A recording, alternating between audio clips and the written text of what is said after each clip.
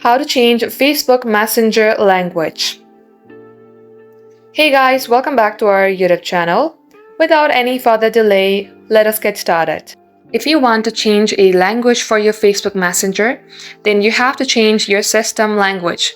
Meaning if you would like to change your English language to Espanol, you have to go and tap onto your settings app and then change your default settings to Espanol. Then you will be able to see your Messenger in that language. So let's go ahead and do that. Open up your settings and search for languages. Then tap on languages under general management.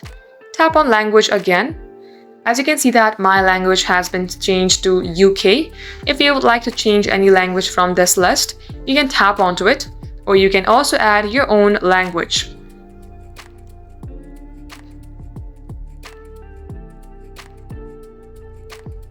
Once done, this is how you can change your language.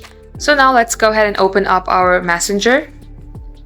Now as you can see that this has been changed to Australian language, and that is the only way you can change your Facebook Messenger language. That's all for today. Thank you for watching the video till the very end. We hope to be back soon with more tutorials like this. In the meantime, stay updated.